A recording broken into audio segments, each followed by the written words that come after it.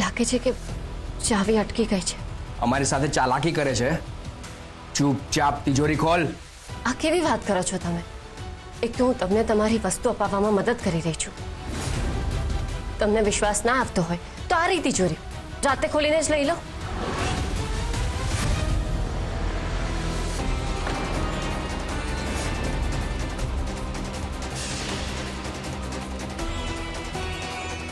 ચાલ હટ.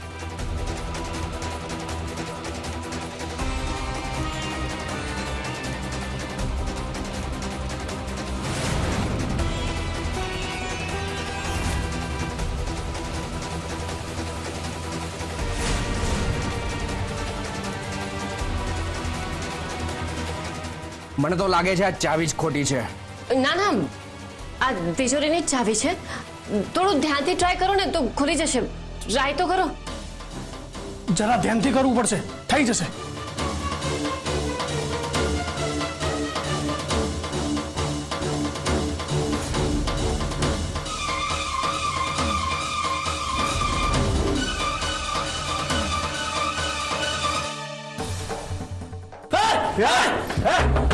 છોકરી આ શું કર્યું? ખોલ નહીં તો ગોળી મારી દઈશ.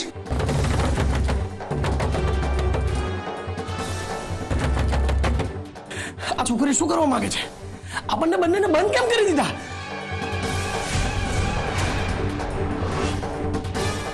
અરે મૂર્ખા, એ જ સરગમ હતી.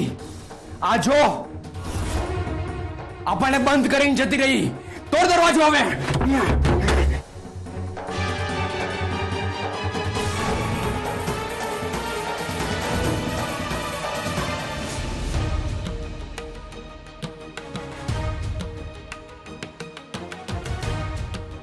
આ બધું શું થઈ રહ્યું છે મને કંઈ સમજાય જ નથી રહ્યું. પોલીસની વાત સાંભળીને મને ગભરામણ થવા લાગે છે.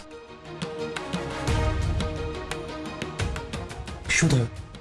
મેં બંનેને રૂમમાં બંધ કરી દીધા છે. પોલીસ હમણાં જ આવતી હશે. મીરા કાકી, જો તમને ઠીક ના લાગતું હોય તો તમારે અહીંયા ઊભા રહેવાની કોઈ જરૂર નથી. તમે આરામ કરો. ચાલો હું તમને લઈ જાઉં. ના ના બેટા, ઘરમાં આટલી મોટી તકલીફ થઈ ગઈ છે ને, મને રૂમમાં જઈને કંઈ ઊંઘ નહીં આવે. મને અહીંયા જ રહેવા દે. મારે અહીંયા રહેવું છે. મીરા કાકી, તમે ચિંતા નહીં કરો. તમે રૂમમાં જઈને આરામ કરો. અમે બંને જણા અહીંયા સંભાળી લઈશું. હા, અને ચિરાગભાઈ, એ બંને ગુંડાઓ બહુ જ હોશિયાર છે. આપણે ધ્યાન રાખવું પડશે કે લોકો ભાગી ના જાય. અને પોલીસ આવે કે તમે તરત જ એ લોકોને રૂમમાં લઈ જજો. કંઈ પણ હોય તો મને બોલાવી લેજો. હું હમણાં આવું છું. ચાલો. સંભાળીને.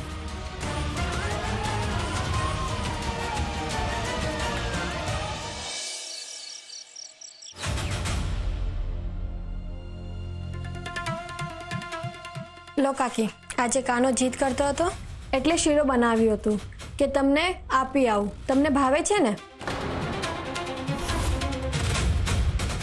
બસ.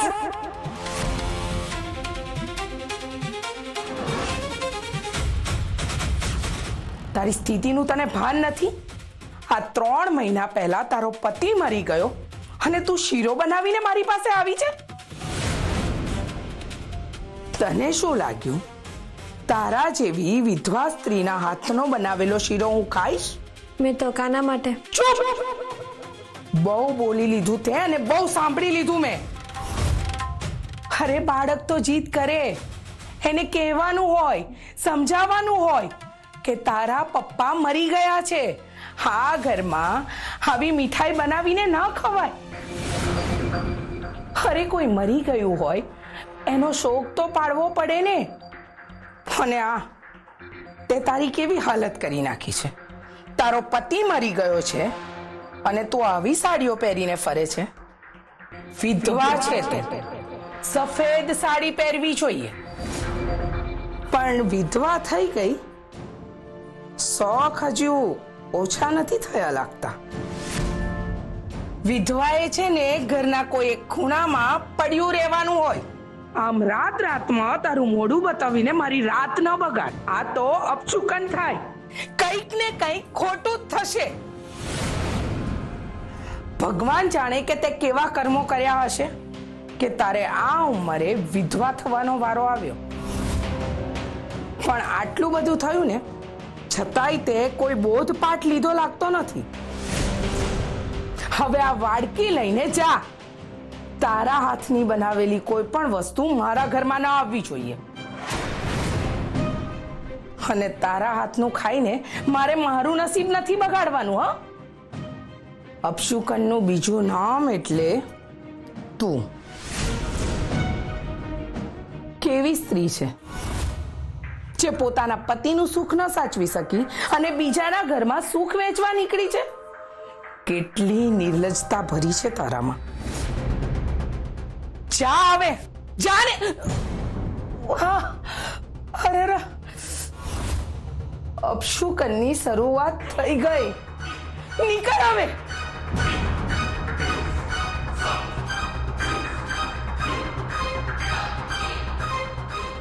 આવતા અઠવાડિયે હવન કરાવવો જ પડશે. લજ્જાબેનને પણ બોલાવી લો.